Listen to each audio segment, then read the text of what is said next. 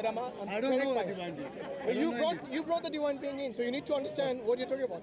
I don't know divine being. It's a You're word. the one who used the term divine. It's a word. Divine, and divine means. No. So you agree that divine being is not nothing, right? Yeah, Your exactly. question you're asking is, can a divine being bring something out of nothing? Yeah, like so. By his definition, the divine being is not nothing. Yeah. So, can a divine being create something from nothing? Okay. It's not from nothing. So the divine being, when the divine being creates, divine being wills it into existence. So it's not nothing. The will that when you press the remote, you don't see anything going into your TV and the TV opens and you go remote channels.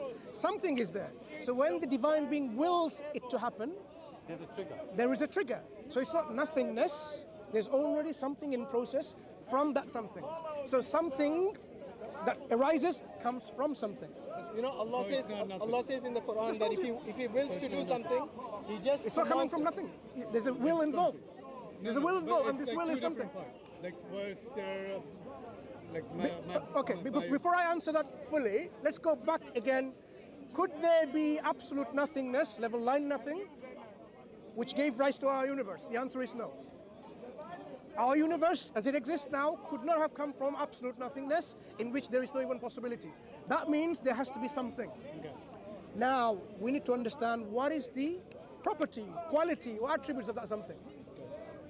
This is only logical and coherent to ask. That something must be, firstly, in existence.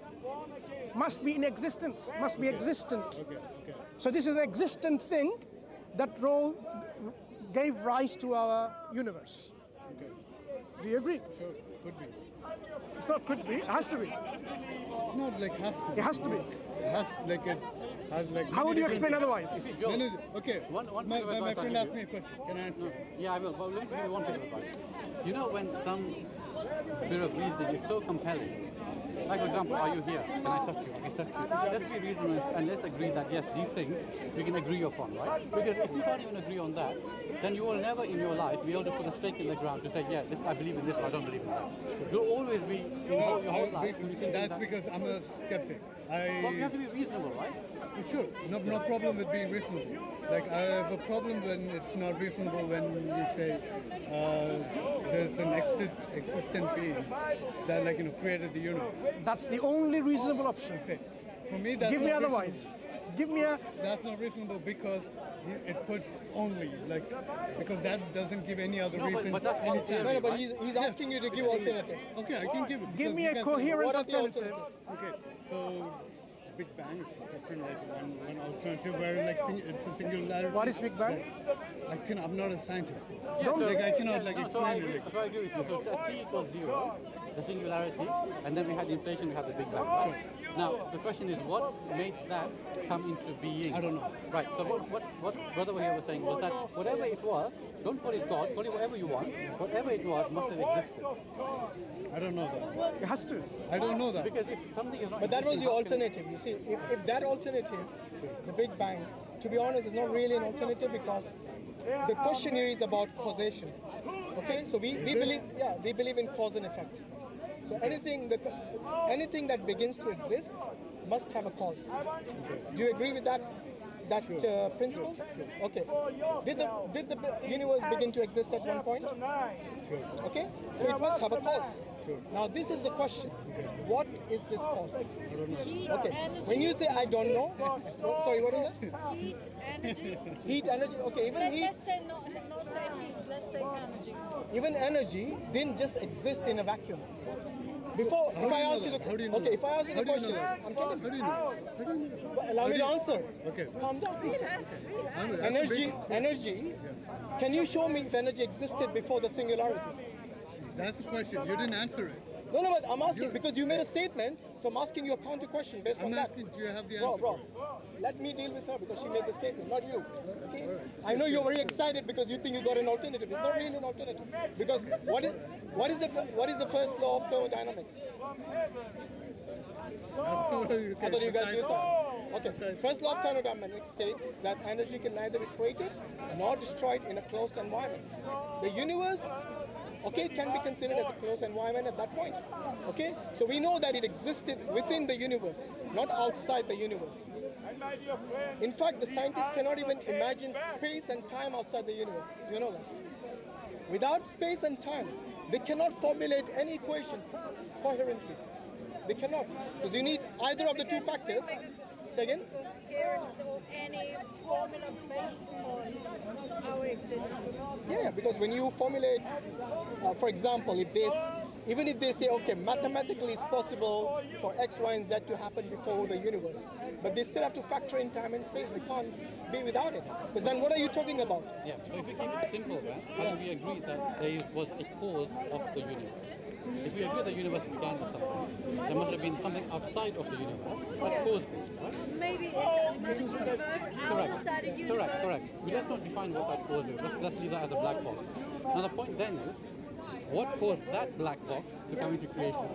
Yeah. So you could argue that actually that line goes back, that sequence goes back to infinitum, and all the way back, right? That there was always a creator that created something else, and the universe happens to be the next in line. The problem with that line of reasoning is that if you believe that there was no first member, there cannot be an nth member because we won't reach this stage. It's called infinite regress. It's the absurdity of that doesn't exist in reality. Of infinite regression. Therefore, it must stipulate that there was a first member for there to be an nth member. The nth member can be this universe. Right? So what we're saying is that that first member must have not been created because it was the first in the chain. And what we're saying is that is an argument. You can call it whatever you want, God or entity or whatever, but that first thing that was uncreated is what we're saying could be God, because we believe God is uncreated. And then my question will be, what was the first decorum written? It was an Say again, sorry. So let's just talk about the Quran. Yes. You see, we need, because now I see that you have made an argument for already an eternal existence which caused something. Yeah, because I understand what he says. Statement So- is like that must initiate into No, this is from what you. It's called the first cause. Yes, The first cause. But why the first cause happening like a centuries or million light years ago, and the Quran happens at certain point. No, of the first cause is history. eternal. Yeah. So the first cause we say is eternal. We don't say thousands of years or millions of years. It's eternal. We don't know. We don't say there's a limit. The same thing. Think Yeah, about we it. can It's say it's uncreated. eternal. But why it why do you happens call at it a certain point Because it of was never human created. history? The meaning of Sorry, let's have eternal one is discussion. If something Never think ending. about it, if something is uncreated, then it must have always existed. Because it never came and into then creation. it will also mean it will always exist. That's why it means Yeah, eternal. so the first cause is uncreated, is eternal, and is ever existing, which is eternal. Yeah? Why So it what happens at a yeah, certain so the sister asked a good question. She's saying, why did creation start at a particular point? You know, the eternal, if he's God, then he decides when he wants to create, because he wills it at a time. Okay? And this will of his, like in the Quran, Allah says if he wants something to come into existence, he just wills it by his command, be, and it is. So kun fayakun. This is what the Quran says. All he has to do is will it. And that comes into actualization. It actualizes. And this is what we call the creation. But the first cause, you know, like the brother explained very nicely, he said that if we say that, okay, who caused God, and then who caused his God, and so on, you know, it will be a never-ending chain. But in reality, if that was the case, then we wouldn't exist, because that chain would be never-ending. So if I explain it In to you... reality, if there was like no God that actually willed the universe into existence, and if the universe just happened to be, No, if Does God didn't that will make it, then like it I doesn't think- come into existence. I think we're conflating. We're conflating two things. Wait, no, different thing. Can I clarify first of all the can I please conflation? finish my thing? And then let me clarify okay, that. Sure, no problem. No It's, worries. Because we concluded This is that your topic.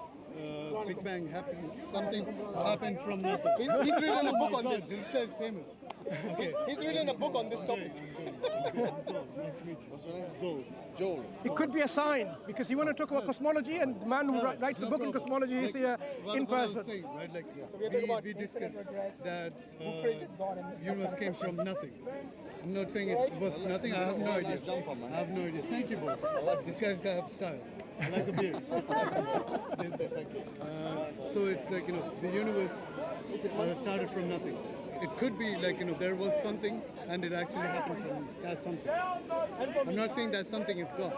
I'm saying that something is something that initiated the universe. The trigger, the cause of that, right? We've agreed on something though. Yes. What we've agreed, all of us, there is a cause of our universe which existed uncaused.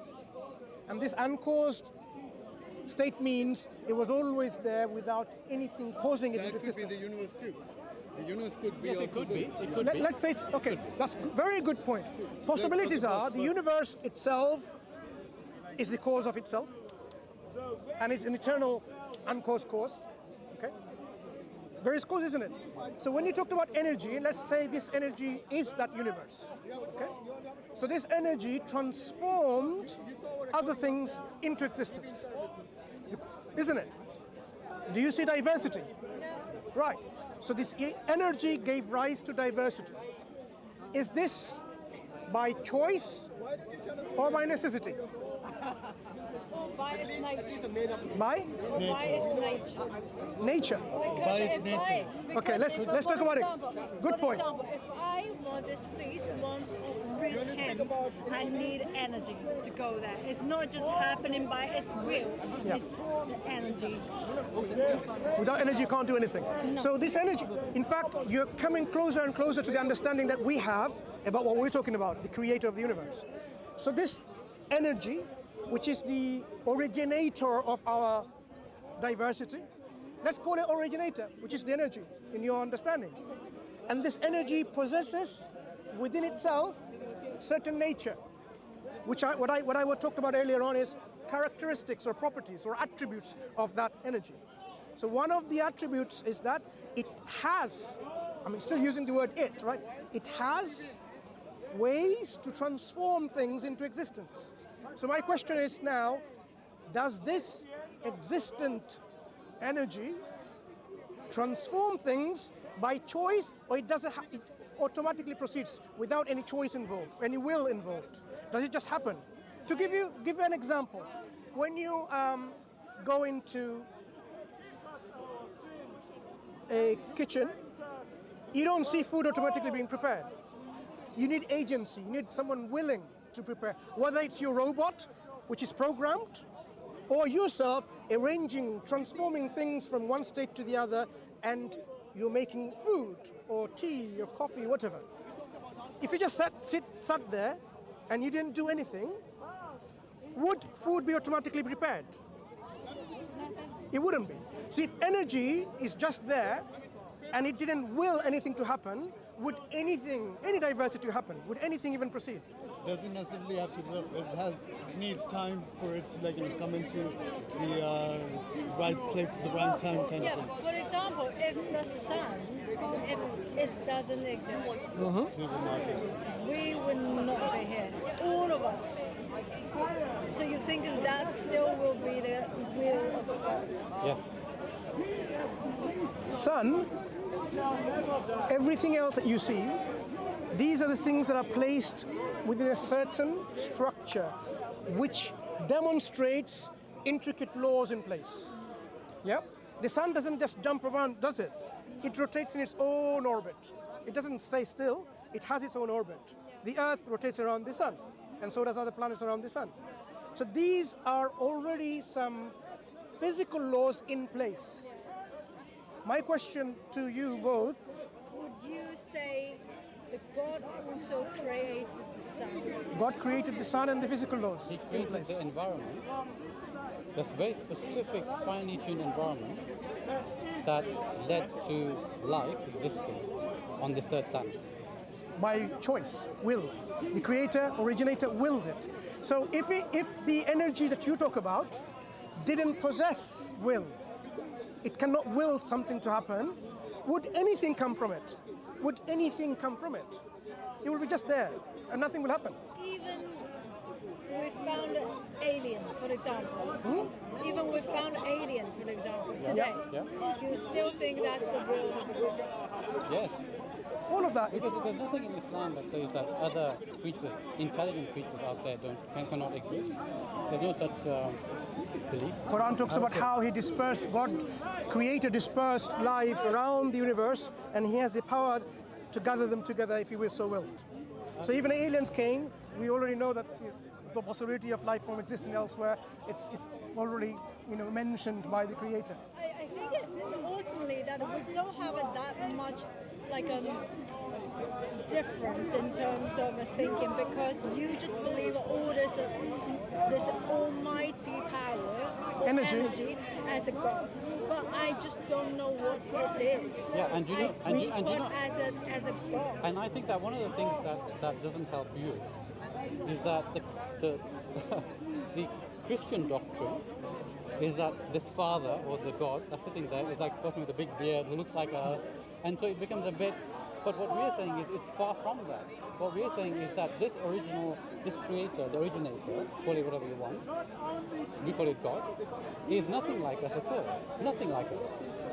In fact, he is so not like us that we can't even imagine what he looks like. It's different from all the So creation. The difference from the Islam or the Christianity is basically just a Christian. They have an ideal, like a figure, but Islam, it doesn't have a figure. It's just basically the difference, right? That, and also that our concept of what God is different as well. Yeah. We just believe He's one. Yeah. And not divisible, just one, and totally different to us. He's the Almighty, He's the All-Powerful. Whereas what Christians do is they tend to bring in Jesus into the equation, they bring the Holy Spirit into the equation, they bring 3 and 1 into the equation, and it becomes a bit messy for us. So we say, no, that's not pure enough for Go us. to India, you'll be even messy. Then everything is a god. So let's take your understanding of the cause of our universe a bit forward and see whether we can agree to. In fact, what you will see that is there's not much difference between you and me if we were to explain and understand that. I don't think it's a singular something, like the very symbolic. Let's look at it's a real thing. So that existent cause is a real thing. It's not imaginary. It has to be real. Yeah. And this real, because it has to be uncaused, as he explained, if you have caused by something else and so on, then you cannot explain this universe. So this is uncaused, meaning always there, without any cause. That's what I mean by eternal cause. So a thing that exists eternally with no beginning. Let's take it, this is your thing. Yeah. Something exists without any beginning, all the time, always, that gave rise to our universe. So powerful, so much energy. The next thing you should be asking, if this universe demonstrates the precision and harmony, the knowledge, Signs of the Creator.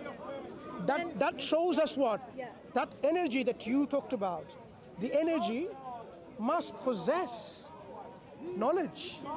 Because how else do you explain imagine now, I gave you the next generation iPhone and I didn't know anything about physics, maths, material science, anything. There's no way I can make it. Impossible. But if I were to say, look, I made it myself, here's my lab, then you know I have that knowledge. So if the uncaused agent of our universe created all of these things, and you can see the precision to such a level, we call them constants. You've heard of universal constants? There are certain things which are so accurate to so many decimal points that they don't change. That's why we call them constants. Gravitational constants, Planck's constants, so many of them. You can read about it. If you're not a physicist, no problem. They're universal constants. That means to give rise to these kind of precise laws must come from a lawgiver, meaning or originator, which originated, planned, programmed, designed these things. How is that necessary that it has to come from a lawgiver? When I say lawgiver, I'm not talking about laws about don't kill, don't rape. I'm talking about a designer. Well, let me give an analogy to answer that question. I'm just talking about what is common sense now, right? Supposing you went to Mars. Supposing you went to Mars, the planet Mars, and you saw the Taj Mahal there. It's just there, derelict now. Abdul Karim. After many years, it's now derelict, right? But you see that structure there. Would your common sense say that this was created by chance, or would you believe in an intelligence that created that Taj Mahal there? definitely be an intelligence. Right. So what we are saying is that the intelligence of the whole universe is infinitely greater and more complex and more advanced than that If it creation has of been Taj Mahal. created. So Right. let's extend our mind, not to Taj Like- Mahal, but the universe. Yeah, but it would mean like if the universe has been designed, Yes. then it would be Yes. intelligent. Yes. Yes. Do you not see design in the universe? It's not like definitely designed, but I don't think it has been designed. Why it's You not see design, but you say Because- it's not designed. No, we see design because our eyes are built to see patterns and designs. There's a difference between just seeing patterns. Like if I say A, some kind of patterns. If we see like A, B, C, A, T, oh, cat. Another level of complexity in patterns. But if you say, oh, a cat is in the house wanting to drink milk, you wouldn't just simply say a pattern. You will say, this is another level of complexity. Complexity has many Still levels. a pattern. Still pattern. Okay, take it to a novel. Yeah. And Bigger then you Like, have. I'm saying like it's we are humans that are like you can show a novel. Let me to finish a my cat. example. You can show a novel to a cat. But do you think the Let cat me- would appreciate let me- the? let me would you finish think- my example. Would you say a cat would appreciate the pattern? Let me finish my example. Can you answer this one? Would a cat be able to appreciate the design of a novel? If a cat was sentient like us with understanding, Okay, but would a cat appreciate. is not like that, right? Yeah, So right. If I was intelligent enough, I would create a pattern that the cat can understand. Right. But a novel wouldn't be. Right. So in the same way that God, in the Quran, in the Quran, I'm going to the Quran now. In the Quran, regarding God's existence, He asks us to contemplate on certain things in the universe. So, for example, the amazing day and night, and how stable they are, how uniform they are, how constant they are, the order of that, right? Imagine the clockworkness of the universe, right? Allah is telling us, look, you've got day after the night, then you've got the day again, right? And then so many other things in that we look around us that are signs of an intelligent creator. So those are just some things that help to build that. So, that like, if you say that, like, all the bad things that are happening right now is also a result of that You're design. now conflating two different things. No, One no, is I'm about not conflating one is anything. about you see evil, suffering in the world, and you're saying when we talk about No, I'm design. saying- I'm no, no. saying Are you like, what asking why does God allow? No, I'm not saying that. I'm So saying let's it's like- focus on the Can I talk? universal design that is apparent. Do you understand what we are dealing with? In the universe, like in your body, There are do you not trillion see any cells. design? There are trillion cells in my body. No, do you see any design? So let me give some examples. When you were a baby, or if you're a baby, as you were developing into a baby, you weren't complex cells right? The cells divided, 2, 4, 8, 16, and so on, right? It started dividing. As the cells divided, do you know what happened? The cells that are going to make the organ, the tissue of a heart, they started aggregating together, going towards that place to make heart. They didn't go elsewhere to make your pancreas, because they're different kind of cells. The cells that will make your kidney, they will go into aggregate into a kidney. So already from the very beginning, your cells are already programmed and designed to go follow a particular path and a route and meet together, organize, assemble into that particular organ. If you don't see that as a design, then I don't see anything as a design. What do you think about IBS cell? I.e., IBS cell. what? Irritable bowel syndrome? Yeah. What about it? For example, I can take a cell from his eyes and create a heart. Oh, sorry, I didn't understand. Say again. When we say IBS, what did you mean? IBS cell is this kind of IBS, reverse. IBS. Oh, pluripotent cells. Yeah. Right. Okay. So what if you take this eye, cell of eyes, when you said it meant to be eyes, I can create a heart. Are we doing that in our labs yet? Yeah? Yeah. And what are we making? Heart. From which cells? Eyes. Yeah. So if those cells were not already programmed to differentiate into a myeloid line, into a line, nothing will happen. The program is already built in there. Because of the program built in, it is possible. Otherwise, it's not going to be The possible. analogy is you have a piece of software that does something. You take that piece of software, put it somewhere else. You initiate something to start that software, but then the software runs. That's probably a good analogy. So human beings are still not in charge of telling themselves where to go. They're using nature and call it nature, we call it God, God's processes to initiate that what was already there, that is a natural process. So coming it's not back, really creation, it's not human beings creating. Yeah. So coming back to the example of when you say the whole universe and complexity and design, your energy originated all of this, and yet we are trying to understand, did this happen automatically, or was this by an active will, a choice involved or not? If there was no choice, you're saying it was done by necessity or some kind of accidents. You have to explain rationally, coherently, how this can happen. How can someone explain if it was an accident? Coherently. If it was an accident, like you said, no one can explain it coherently. Because look at you know, We can. So it's a trap. You're like, No, we can't. But how can you can? the brother, we can. the brother, Boss. well, He's not looking at me. Like, Joe, you know, come on. Joe, I'll try and answer. bear the with me. question. Okay, like, Bear with me. Do you know what the constant that you're referring to? You know the universal constants that you're referring to? Those values are so precise that even if there were 0.00001 out, the conditions for life as we know it wouldn't exist. If we would need to be physicists to understand that, really, right?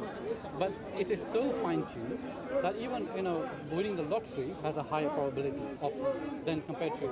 So we have to put everything that we've said today together and say, and really then ask ourselves, does this point to an intelligent creator or not?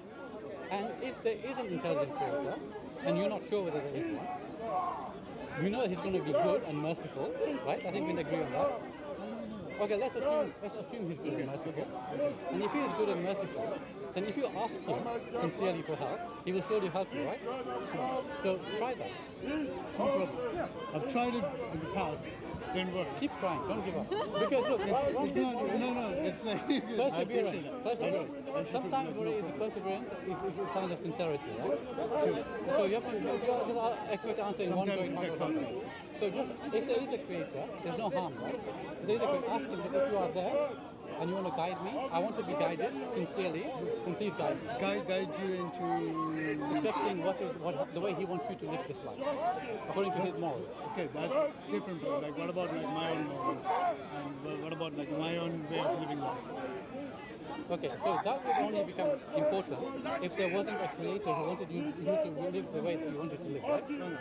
Why cannot I have my own way of living and have a creator that he wants to? Going back to my analogy of the manual, right? Computer manual. What you're saying is, no, I'm gonna look at the manual a bit. Okay, no, it's not just the man. Do you think we have a free will?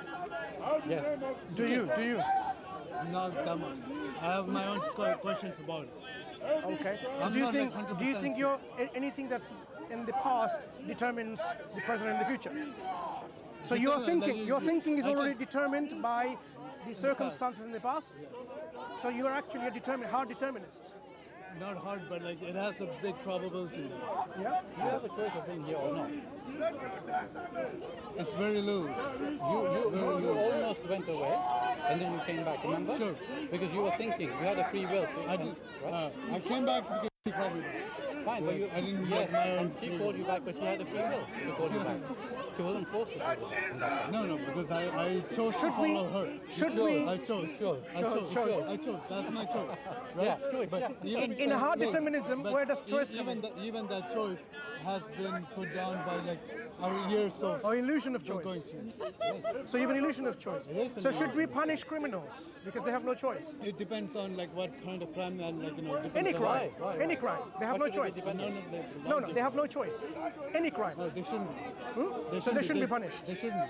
What I believe, they shouldn't be punished. Right. So Because it's not if their someone choice. comes and does something bad to your family, then no one should be punished. I know that answer already. I've done that in my life. Yeah? Yes, people like done bad things to my family, and we've actually forgiven them.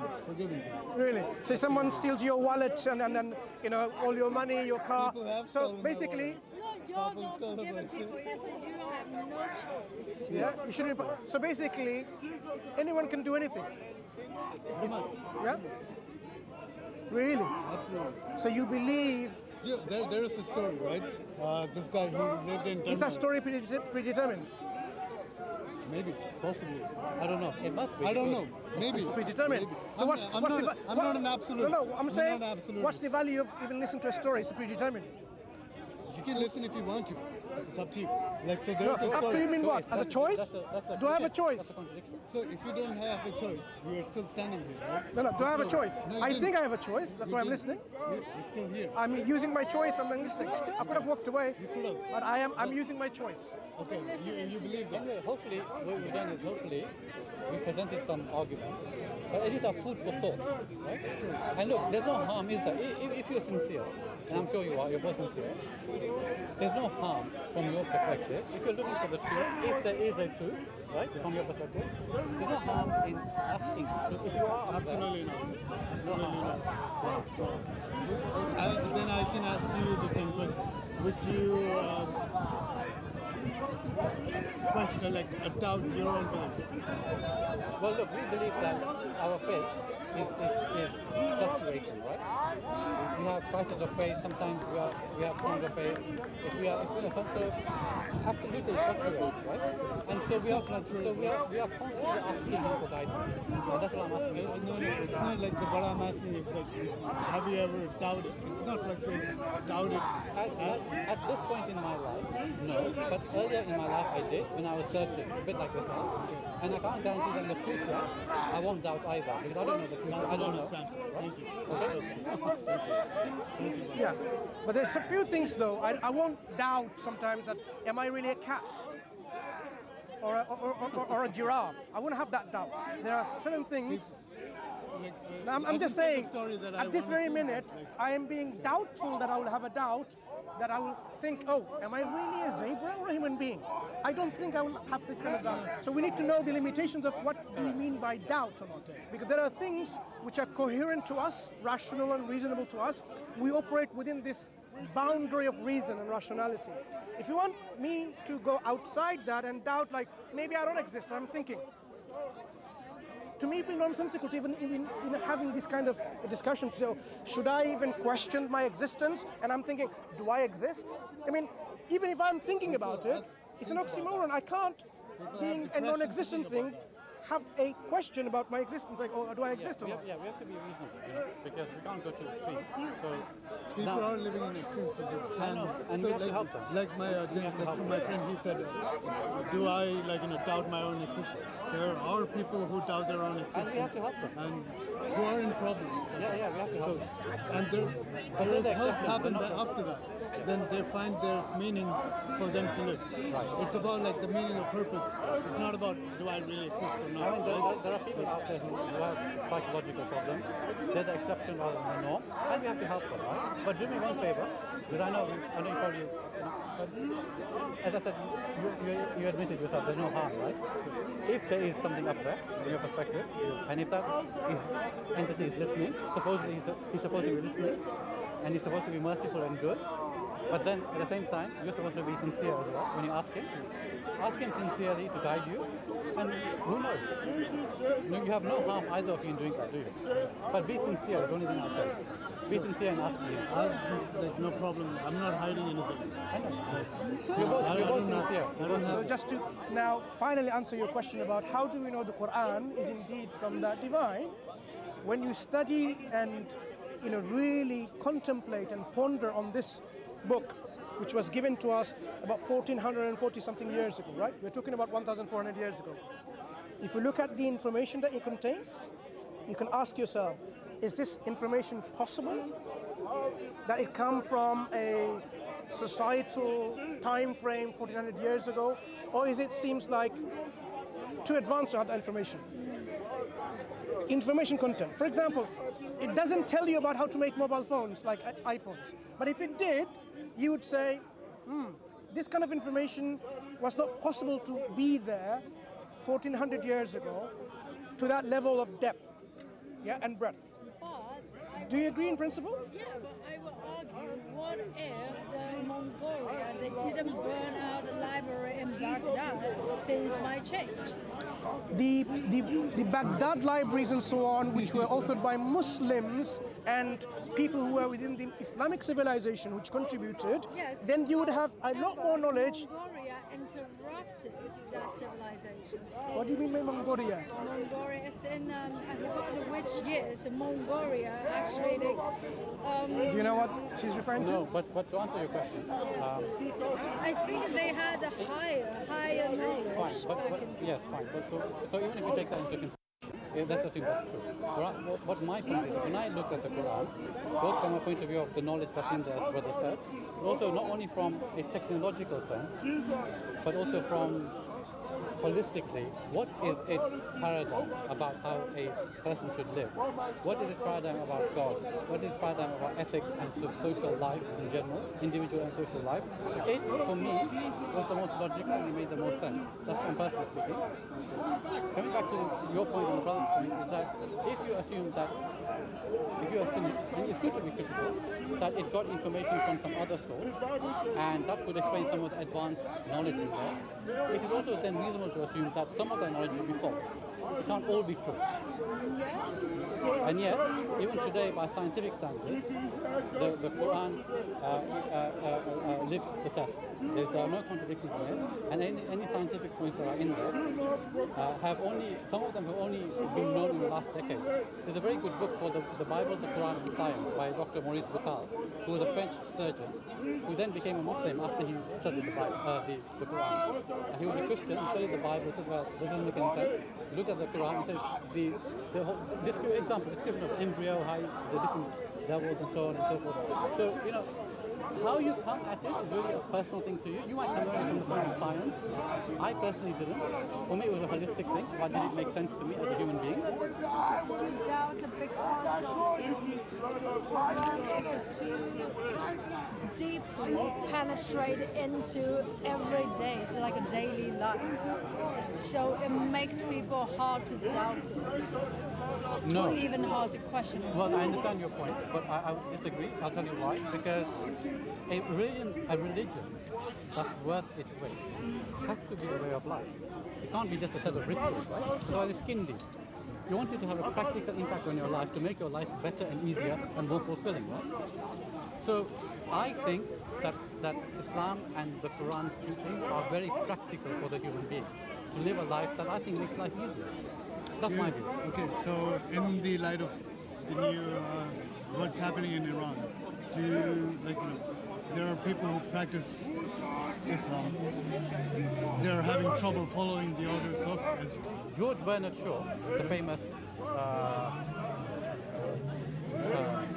philosopher author whatever, he said one very interesting thing once. He said that Islam is the best of religions, but Muslims, I don't like saying this, are the worst of the practices of that religion. So what I'm saying to you is what I said to you at the beginning. If you want to find out about a religion, don't look at the people who claim to follow it. Look at the sources, the authentic scriptures that are the sources. For me, it shows the root of the source. Because when I look at Hindus, when I look at Christians, when I look at Muslims, when I look at Jews, what they're doing now, it's horrific. But even then, I wouldn't say that they are to blame. I would say if I want to learn about Judaism, I would still go back to the Torah. I wouldn't look at the example. Look at Indonesia. Right? There are a billion Muslims there, right? Yeah. Or just under a billion Muslims. Hundreds of millions. They became Muslims because of examples of the traders who came there. They were so moral and ethical and fair that they all became Muslims. So, like Indonesia, they were like in harsh laws under Buddhism. People were really in bad times. Right. They were looking for an out. They were looking for an out, but not just any out, right? It has to be not out of the frying pan into the fire. It has to be something that was worthwhile. It's the same thing in India too. Like in India, it was who changed into Christianity was they wanted to get out of the caste system. And they've been really treated poorly. And even then, I would say that Hinduism is not about caste. Even though I don't believe in Hinduism, but I have to be objective, right? I have to go to the sources and find out, do they talk about caste? Actually, they don't. The caste was a beautiful system back in the day, but it became a horrific piece of paper after, the manuscript came out. But my point is this.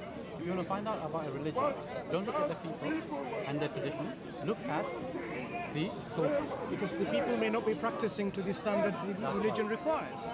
So if we will be, So we it will shouldn't fall be short. any particular figure Right. to do their interpretation. Right, exactly. So why do they get like all the power, and like why do people listen to them? That's politics. Okay, Yeah, so like because they're well, so clever, they know how to use it. so religion allows that. Look, take World War I and World War II. Right? They religion killed more itself is people. neutral. They killed more people in World War I and World War II than all the records of wars we've had in the past, all together, put together. World War I and World War II are not based on religion. The point is human beings, Okay, are based. not fundamentally on religion, no. The point is that if human beings want to create conflict, they'll find easy ways of doing it. And they'll use, in some cases, religion as a scapegoat. And actually the real motives are political.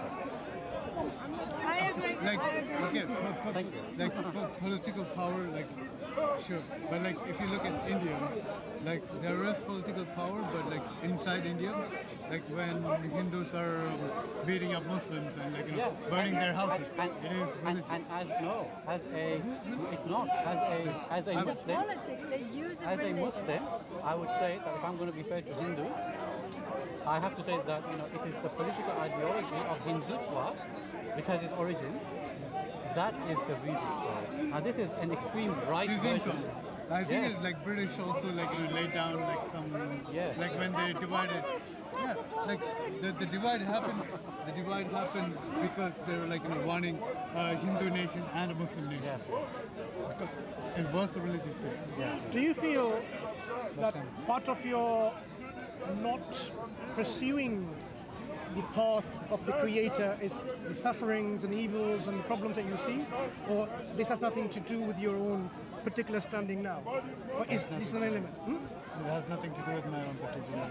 Fine. So that means even if there are people who are bad practitioners of their religion, they're killing or oppressing, committing genocide and so on, that shouldn't affect us in pursuing the truth about our Creator and our purpose of our life here. Yeah? So I think, if given you enough pointers to go and study and objectively assess Islam further, I mean, even though we haven't used the word Islam, but we are saying ultimately that Islam is that submission of our own self that we want, what we wish everyone does to the Creator. Because if a Creator created us, must be for a reason, and that reason, once we know that yes, we are created to know our Creator, to thank our Creator, to be grateful to our Creator. If we don't do that, and then we become arrogant and stubborn, like many people have been, then obviously we would not have fulfilled the purpose here. And then if there is a life that awaits after our death, then how are we going to save ourselves? Because if we feel that this is the only life and that's it, then everything is meaningless. Because whether you do anything good or any bad here now, it's irrelevant. Because people can live like a king and oppress like the most bad oppressor that you can imagine, and they die. The end is the same. The worms comes and eat them. And if you're a good person, you're charitable, you are so truthful, you're helping, you're kind, you're merciful, you're always helping everyone else, saving others even to the expense of your own life, and you die and the worm comes and eats you as well. The end result is the same. There's no justice. That's why it's all meaningless. What we say is still like think justice it's demands that But there's a God. the wicked, the unjust, the evil shouldn't just get away. There has to be a day of judgment. This is the demand Why of does it justice. have to be? Think about it. There has to be, because the justice that we talk about is not something that you can come in this life. No, it is inbuilt Think- already. Think about it. I think this needs a bit of a deep. You need to go away and just think about it by yourself in sort of deep thinking.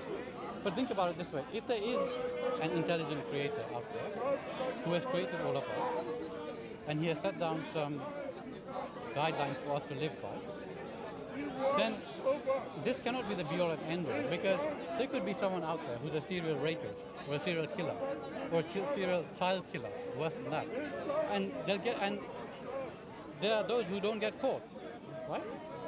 Now, if if you go with the belief that there's no day of judgment or there's no afterlife, then those people will die and they'll get away with it. I think that if there is a creator, that creator is just, and he won't let that person get away with it. That person will have to account for it somehow. And our belief is that there's a day of judgment. Okay, then by that account, we don't need a court here. No. No, we do, because look, if people got away with everything here, there'd be chaos. Right? And there are also things that we do. There are rights that we don't fulfill. There are God's rights. For example, I might not worship Him in the correct way. For example, or I might not worship Him enough, or I might treat my parents really badly. For example, right? If I treat my parents really badly, no court is going to take me to court and lock me up, right? But that's quite a grave sin in Islam.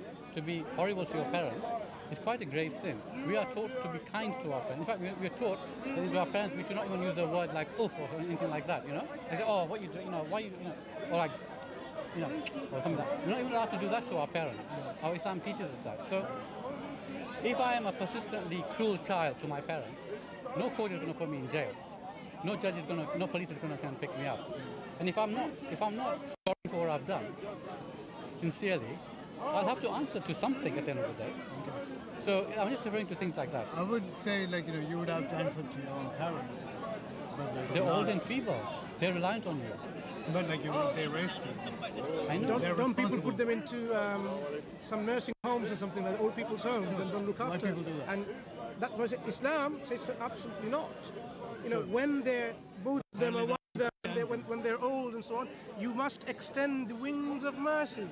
This is how you should look after your parents. But that should come naturally, right? Like not by But if you look at outside entity. correct, it should. But if you look at the society today, the norm is that most parents who are, say, in their 70s or 80s, who need the care of their children, 99% of the time, they're not going to be being looked after by their children. They're going to be in a home somewhere. Unfortunately, Because it's more convenient, so I understand why they do that.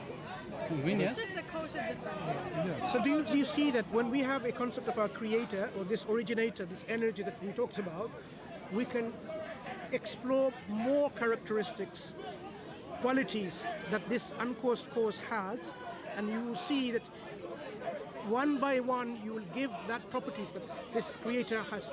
Wisdom is just. It will become personal, because once the choice is involved, that step we haven't really gone because we went into different tangents, but once you agree there's a choice and a will involved, it becomes a personal agent. Personal agent means someone that has life and will, possesses knowledge and energy. What else? Then you can say, okay, fine, what other characteristic there may be, and eventually we'll come to the point there are many things, like this is an agent who is absolutely self-sufficient. Self-sufficient means perfect, free from all imperfections.